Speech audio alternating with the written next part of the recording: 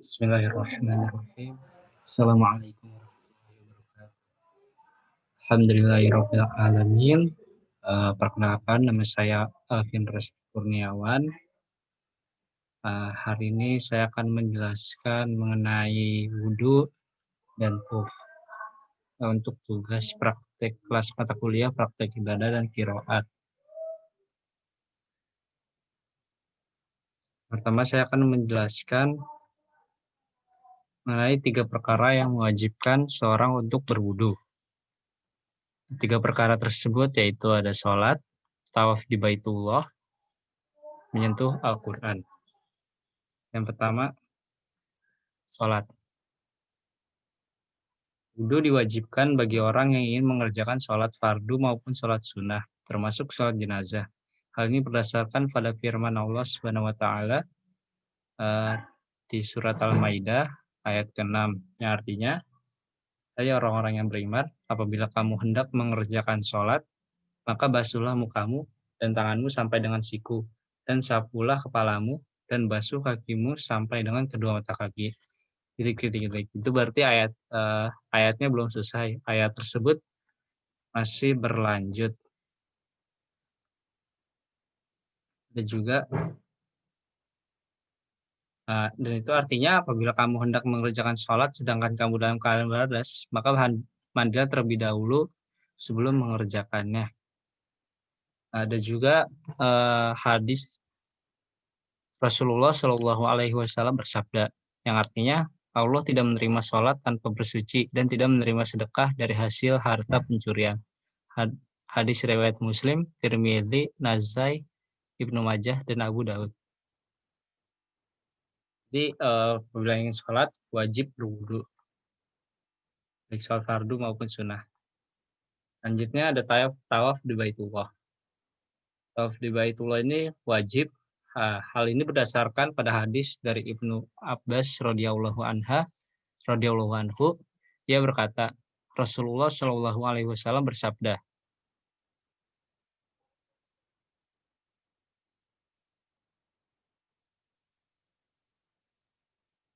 yang artinya tawaf merupakan sholat. Hanya saja Allah membolehkan berbicara pada saat mengerjakannya. Oleh karena itu, barang siapa yang ingin berbicara ketika mengerjakan tawaf, maka hendaknya dia membicarakan perkara yang baik-baik. Hadis riwayat Tirmizi dan Ad-Daruqutni. Al-Hakim dan Ibnu As-Sakan dan Ibnu Khuzaimah mengkategorikannya sebagai hadis sahih. Di hadis yang ini itu hadis sahih menurut Al-Hakim, Ibnu As-Sakan dan Ibnu Khuzaimah. Selanjutnya menyentuh Al-Quran. Sebagai dasar atas hal ini adalah hadis dari Abu Bakar bin Muhammad bin Amr bin Hazm dari bapaknya, dari kakeknya Ram, bahwasanya Rasulullah Shallallahu Alaihi Wasallam pernah menulis sepucuk surat kepada penduduk Yaman. Di antara isinya adalah tidak boleh menyentuh Al-Quran kecuali yang sudah bersuci. Hadis riwayat Nasai, Ad-Darutani, Al-Baihaqi dan Al-Asram. Berkaitan dengan hadis ini, Ibnu Abul Bar berkata, hadis ini hampir menyerupai hadis mutawatir, dilihat banyaknya perawi yang meriwayatkannya. Dari Abdullah bin Umar radhiyallahu anha, dia berkata, Rasulullah Shallallahu Alaihi Wasallam bersabda, yang artinya tidak boleh menyentuh Al-Quran kecuali orang yang sudah bersuci. Hadis riwayat Al-Haythami dalam kitab Majma' Al-Zawaid, ia berkata, perawi-perawinya dapat dipercaya. Hadis di atas itu yang dari Abdullah bin Umar radhiyallahu anhu, hadis ini menjelaskan bahwa orang yang belum bersuci tidak dibolehkan menyentuh Al-Quran. Kata tohir di hadis tersebut, bahasa Arabnya, sebagaimana tercantum dalam hadis di atas memiliki beberapa pengertian. Di antaranya adalah suci dari hadas besar maupun hadas kecil juga berarti bagi orang yang beriman dan orang yang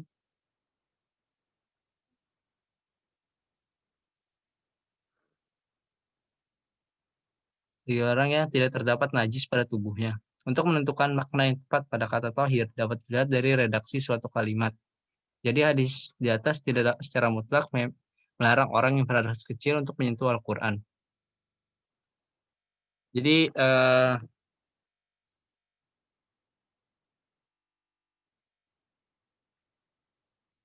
seperti itu.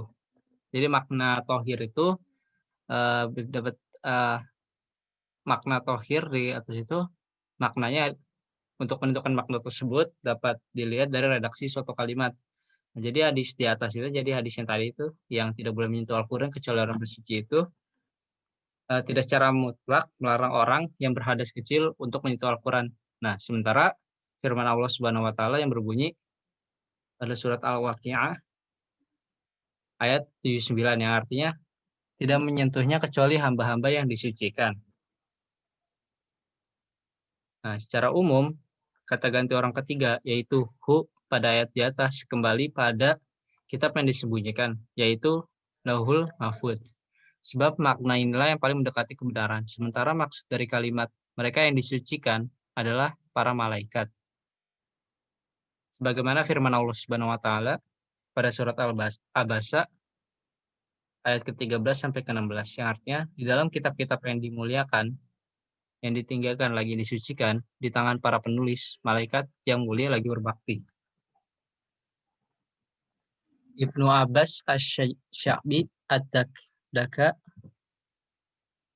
Adak Zaid bin Ali Al-Mu'ayyid Billah Daud Ibnu Hazan dan Hamad bin Abu Sulaiman berpendapat bahwa seorang berhadas kecil dibolehkan menyentuh Al-Quran. Para ulama sepakat bahwa membaca Al-Quran tanpa menyentuhnya bagi orang yang berhadas kecil diperbolehkan. Itulah ketiga kondisi yang mewajibkan orang untuk berwudu. Selanjutnya ada beberapa kondisi yang dianjurkan untuk wudu. Ada 6 perkara ya. Yang pertama, ketika akan zikir pada Allah Subhanahu wa taala, yang kedua ketika hendak tidur, yang ketiga bagi orang yang junub, yang keempat sebelum mandi, baik mandi wajib maupun sunnah, yang kelima setelah memakan makanan yang dipanggang dengan api, yang keenam memperbarui wudu setiap kali akan mengerjakan sholat. Pertama, ketika akan zikir pada Allah Subhanahu wa taala. Sebagai dasar atas hal ini adalah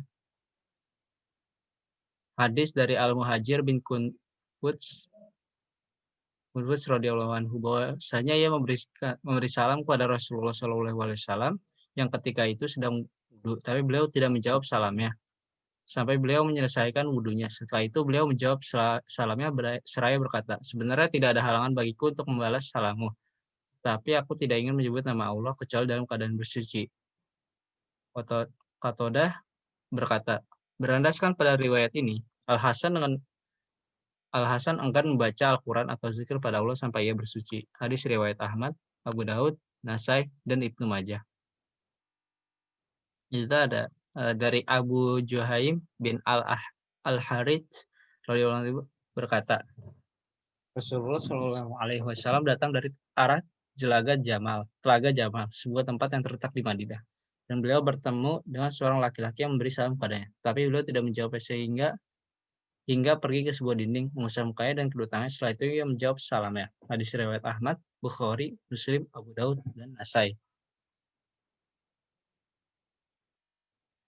Hal yang sedemikian ini merupakan bagian dari afdoilah yang lebih utama, afdoliyah yang lebih utama dan yang dianjurkan. Tapi seorang juga boleh zikir pada Allah meskipun dalam keadaan sedang hadas, junub, berdiri, duduk, berjalan maupun berbaring dengan tanpa disertai hukum makruh.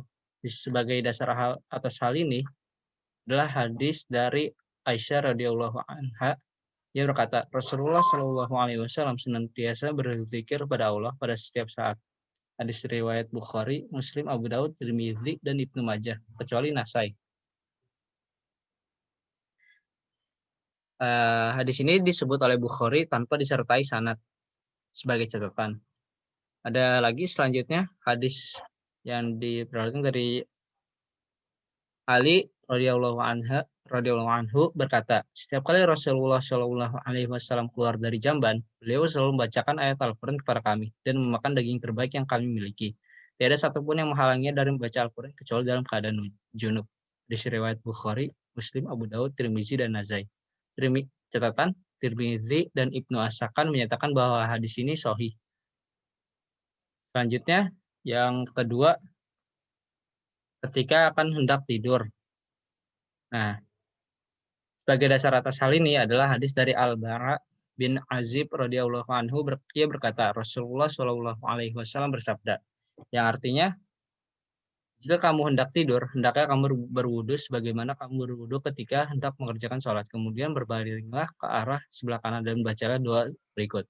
Yang artinya, ya Allah, aku serahkan diriku kepadamu, aku hadapkan wajahku kepadamu, aku serahkan segala urusanku kepadamu, aku sandarkan punggungku kepadamu dengan rasa senang dan takut kepadamu. Ya, tidak ada tempat perlindungan dan keselamatan, melainkan hanya melainkan hanya berharap kepadamu. Ya Allah, aku beriman kepada kitabmu yang telah engkau turunkan dan kepada nabimu yang telah engkau utus. Jika kamu ditakdirkan mati pada malam itu, maka kamu akan dalam keadaan bersih dari dosa. Jadikanlah doa tersebut sebagai akhir bacaanmu ketika menjelang tidur.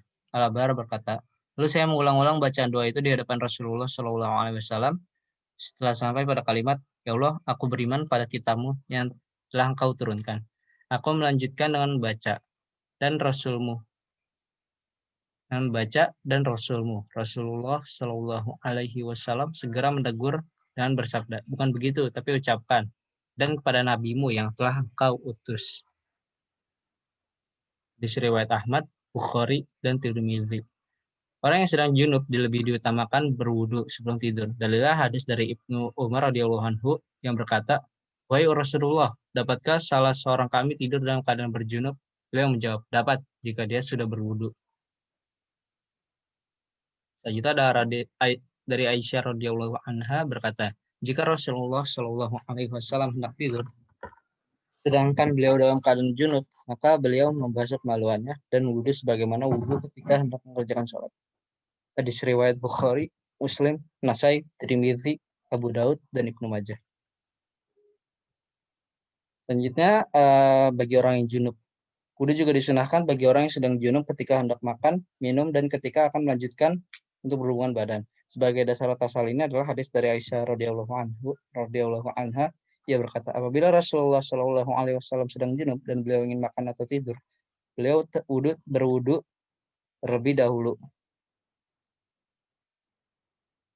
Selanjutnya juga dari Ammar bin Yasir bahwa Rasulullah Shallallahu alaihi wasallam memberi keringanan pada orang yang junub apabila hendak makan, minum, atau tidur, supaya wudhu sama seperti wudhu ketika hendak mengerjakan sholat.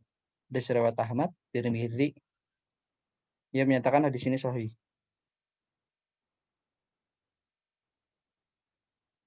Abu Sa'id berkata, Rasulullah Shallallahu alaihi wasallam bersabda, yang artinya jika salah seorang dari kalian menyetubuhi istri kemudian ingin mengulanginya, hendaknya ia berwudhu. Hadis riwayat Muslim, Tirmidzi, Ibnu Majah, Nasai, dan Abu Daud.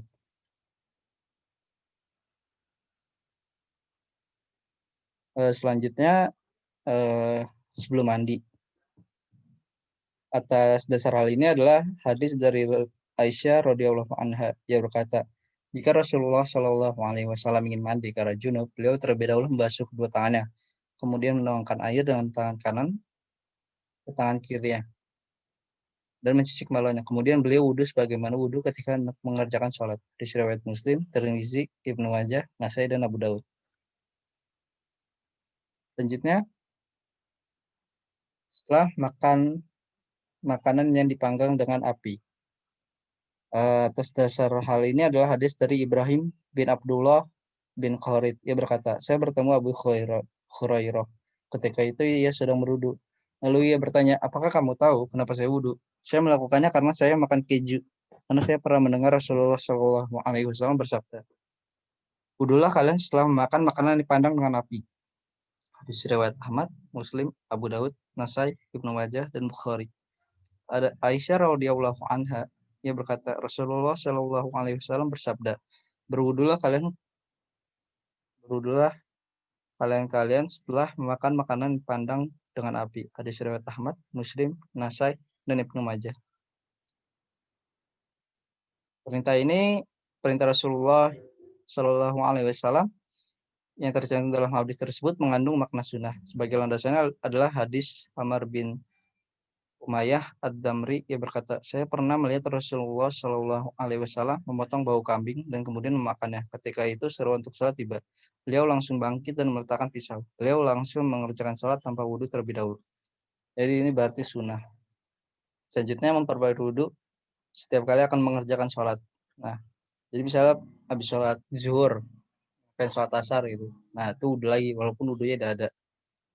Nah, sebagai dasar atas hal ini adalah hadis Buraidah radhiyallahu anhu, ia berkata, Rasulullah Shallallahu Alaihi Wasallam senantiasa berwudu setiap kali ingin mengerjakan sholat. Tapi pada hari penaklukan kota Makkah, beliau wudu, mengusap kedua kufnya, kemudian mengerjakan beberapa kali sholat dengan hanya satu kali wudu. Umar bertanya, wahai Rasulullah, engkau melakukan sesuatu yang belum pernah engkau lakukan. Dia menjawab, sengaja saya melakukannya, wahai Umar.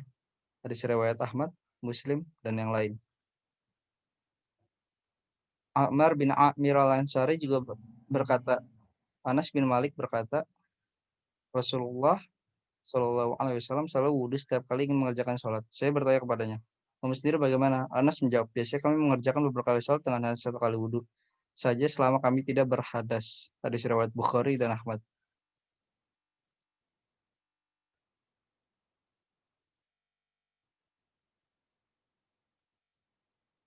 Nah, jadi ini menunjukkan bahwa apa namanya boleh untuk apa namanya bisa wudhu buat sholat zuhur pakai buat sholat asar boleh. Cuman disunahkan untuk wudhu lagi meskipun wudhu yang tadi masih ada gitu. Meskipun belum batal wudhunya. Selanjutnya ada beberapa hal yang perlu diperhatikan bagi orang yang berwudhu. Ada 7. Yang pertama, berbicara pada saat wudhu diperbolehkan. Karena tidak ada hadis yang melarang untuk melakukan hal tersebut. Yang kedua, berdoa pada saat membasuh setiap bagian wudhu merupakan amaliah perbuatan yang tidak berdasar. Jadi itu misalnya tangan apa doanya gitu, kepala apa, muka apa gitu. Nah, jadi ini perbuatan tidak berdasar. Bagi orang yang wudhu cukup baginya berdoa sebagaimana diuraikan pada bab sunnah-sunnah wudhu. Yang ketiga, bagi orang yang ragu mengenai jumlah basuhan yang telah dilakukan ya saat wudhu, hendaknya memilih yang jumlah yang paling sedikit karena ini yang paling meyakinkan dan paling aman gitu. Yang keempat, adanya sesuatu yang menghalangi anggota wudhu hingga menyebabkan air terhalang seperti lilin dapat membatalkan wudhu. Tapi jika hanya sebatas warnanya seperti inai, maka hal itu tidak berpengaruh terhadap wudhu karena tidak menghalangi sampai air ke kulit. Kalau warna doang nggak berpengaruh. Kalau misalnya lilin gitu yang menghalangi air baru berpengaruh. Yang kelima, bagi perempuan istihadah, penderita penyakit enuresis, kencing yang terus-menerus, penderita penyakit perut hingga menyebabkan kencing terus-menerus dan jenis penyakit lain, ia tetap wudhu setiap kali hendak mengerjakan sholat. Jika halangan tersebut berkelanjutan sepanjang waktu atau tidak dapat dihentikan sementara ia dalam keadaan sholat, maka sholatnya tetap sah. Jadi kalau misalnya sebelum sholat, dia tetap wudhu dulu. Tapi kalau misalnya dalam keadaan sholat, yang dia kentut gitu atau terjadi itu, penyakitnya ini kambuh gitu, ini sholatnya tetap sah. Dan yang keenam, boleh meminta bantuan orang lain saat sedang wudhu. Yang ketujuh, seorang yang melakukan wudhu dibolehkan mengeringkan anggota tubuhnya dengan tisu atau benda lain, baik itu ketika musim panas maupun musim dingin. Materi selanjutnya itu mengusap kuf. Yang pertama, dasar pensyariatannya. Hukum mengusap kuf diperbolehkan berdasarkan hadis sahih. Dari sekian banyak hadis yang paling kuat untuk dijadikan dalil atas dibolehkannya mengusap kuf adalah hadis yang diriwayatkan Imam Ahmad, Bukhari, Muslim, Abu Daud, dan Tirmizi dari Hamman an-Nakhai radhiyallahu anhu. Ia berkata, Jarir bin Abdullah buang air kecil, lalu wudhu dan mengusap kedua kufnya. Ada yang bertanya kepadanya, engkau melakukan ini, padahal engkau tadi habis buang air kecil. Jarir menjawab, ya, saya pernah melihat Rasulullah Shallallahu Alaihi Wasallam buang air kecil, lalu wudhu kemudian mengusap kedua kufnya. Ibrahim berkata, hadis ini menjadikan para ulama merasa kagum, karena Jarir masuk Islam sesudah turunnya Al-Maidah. Turunnya surat Al-Maidah. Dengan kata lain, Jarir baru masuk Islam pada tahun ke-10 Hijriah setelah turunnya ayat wudhu yang menyatakan wajibnya membasuh kedua kaki. Dengan demikian, hadis tersebut menjelaskan maksud ayat tentang wajibnya membasuh kedua kaki bagi yang tidak memakai kuf. Sedangkan yang memakai kuf diwajibkan mengusap kufnya. Karena itu hadis ini mengkhususkan mengecualikan pengumuman ayat wudhu dalam surat Al-Maidah ayat 6. Selanjutnya disyariatkan mengusap kaus kaki. Sebelumnya saya jelaskan bahwa kuf itu semacam sepatu atau alas kaki, bisa dicari Google untuk fotonya. Mohon maaf saya tidak mensertakan fotonya. Nah, mayoritas sahabat berpendapat bahwa mengusap kaus kaki hukumnya boleh. Abu Daud mengatakan di antara para sahabat yang mengusap kaus kaki adalah Ali bin Abu Thalib, Ibnu Mas'ud, Al-Bara' bin Azib, Anas bin Malik, Abu Umamah, Sahal bin Sa'ad, dan Amr bin Khuraij. Ada juga riwayat yang menyatakan bahwa Umar bin Khattab dan Ibnu Abbas juga pernah berbuat demikian. Perkara yang sama juga diriwayatkan dari Amr, Bilal bin Abdullah bin Abu Aufa, dan Ibnu Umar. Dalam kitab Tahdzib As-Sunan, Ibnu Qayyim meriwayatkan dari Ibnu Munzir bahwa Ahmad berkata, mengusap kaus kaki hukumnya boleh. Tujuan mengungkapkan alasan utama dibolehkan mengusap kaus kaki sebagaimana pendapat yang dikemukakan para sahabat dan atas dasar kiai yang sorry. Sebab antara kaus kaki dan kuf tidak ada perbedaan di antara keduanya. Jadi yang tadi itu kuf, dasarnya ini kaus kaki gitu. Oleh karena itu hukum diperbolehkan mengusap kuf dapat dianalogikan pada hukum dibolehkannya mengusap kaus kaki. Pendapat yang membolehkan mengusap kaus kaki ini merupakan pendapat mayoritas para ulama.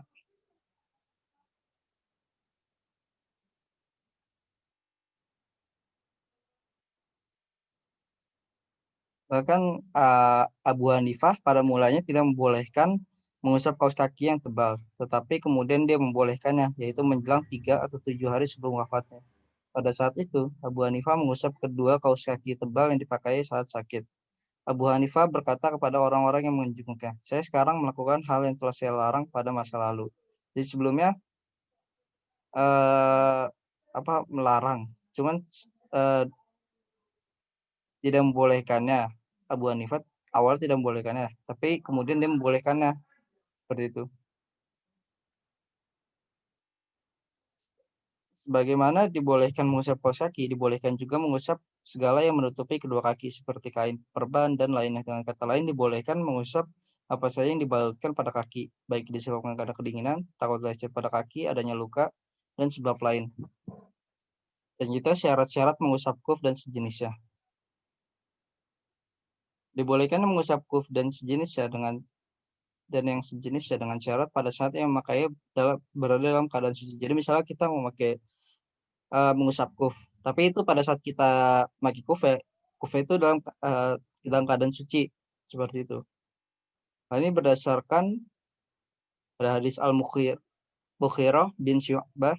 Dia berkata, pada suatu malam saya berpergian bersama Rasulullah SAW. Lalu saya menuangkan air dari sebuah bejana untuk keperluannya. Maka beliau membasuh muka kedua lengannya dan mengusap kepala. Kemudian saya mengguguk untuk membuka kuf yang dipakai. Namun beliau bersabda, yang artinya biarkanlah sebab aku memakai keduanya dalam keadaan suci. Kemudian beliau mengusap kedua kufnya.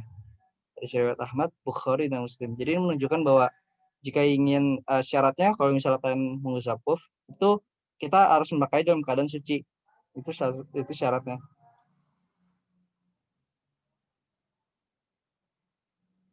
Juga Al-Humaydi meriwayatkan dalam musnadnya dari Al-Mughirah bin Syu'bah, dia berkata, kami bertanya, wahai Rasulullah, bolehkah kami mengusap kuf? Beliau menjawab, boleh, bila keduanya dipasang dalam keadaan suci.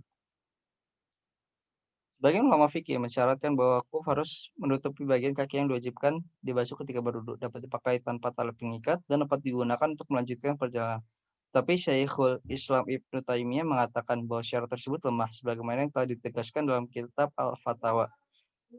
Selanjutnya, tempat mengusap. Tempat yang disyariatkan mengusap kuf adalah bagian atas kuf. Hal ini berdasarkan pada hadis Al-Mughirah radhiyallahu anhu. Dia berkata, saya pernah melihat Rasulullah Shallallahu Alaihi Wasallam mengusap pada bagian atas kuf. Hadis riwayat Ahmad, Abu Daud, dan Tirmizi menyatakan hadis ini hasan. Jadi itu bagian atasnya ya, kalau misalnya kaki sepatu atasnya bukan bawahnya. Diriwayatkan dari Ali radhiyallahu anhu, ia berkata, seandainya agama dihasilkan berdasarkan akal pikiran, tentu bagian bawah kuf lebih pantas untuk diusap daripada bagian atasnya. Sungguh saya pernah melihat Rasulullah Shallallahu Alaihi Wasallam mengusap bagian atas kuf ya. Hadis riwayat Abu Daud dan Daraqtuni, sanad sahih atau hasan. Dalam mengusap kuf tersebut hanya diwajibkan sekedar apa yang disebut mengusap menurut bahasa tanpa ada ketentuan secara khusus. Sebab tidak ada satu hadis sahih pun yang melihatkan batasan mengusap kuf. Selanjutnya masa berlaku mengusap kuf. Seorang yang bermukim dibolehkan mengusap kuf selama sehari semalam, sedangkan orang yang berpergian dibolehkan mengusap selama 3 hari 3 malam.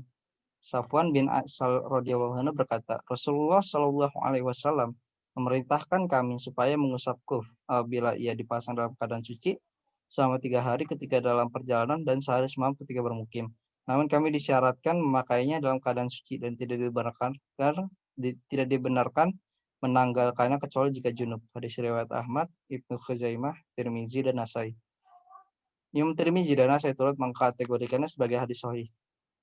Ada juga hadis ada juga Syurai bin Hani radhiyallahu anhu berkata, saya bertanya kepada Aisyah tentang mengusap kuf.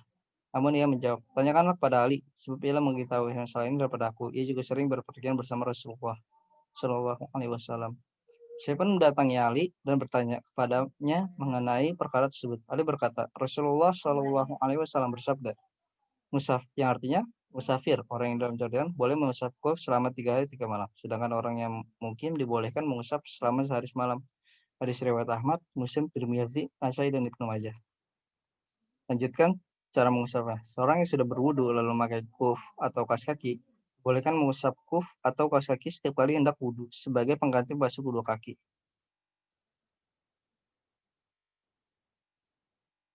Jadi menggantikan mengusap kaki itu bisa mengusap kuf atau kaos kaki. Keringan ini dapat digunakan sama sehari semalam jika bermukim. Kalau misalnya dia musafir, berarti ini bisa dipakai untuk 3 hari 3 malam. Kecuali jika junub, makanya wajib menanggalkan kuf atau kaos kaki sebagaimana penjelasan pada hadis Safwan itu disebutkan sebelumnya. Pada hadis yang ini. Selanjutnya hal-hal yang membatalkan mengusap kuf. Mengusap kuf menjadi batal disebabkan adanya perkara berikut ini, yaitu masa berlaku yang ditetapkannya habis. Tadi kalau misalnya bermukim 1 hari 1 malam, musafir 3 hari 3 malam. Yang kedua itu junub juga dijelaskan di hadis tadi, ditanggalkan pada junub juga. Yang ketiga menanggalkan kuf. Apabila tempo yang ditetapkan habis atau kuf ditanggalkan, sedangkan ia telah berwudu sebelumnya, maka ia cukup membasuh kedua kakinya. Jadi tinggal basuh kakinya doang, nggak usah wudu dari awal. Sekian penjelasan dari saya. Mohon maaf apabila kesalahan kata. Terima kasih. Wassalamualaikum warahmatullahi wabarakatuh.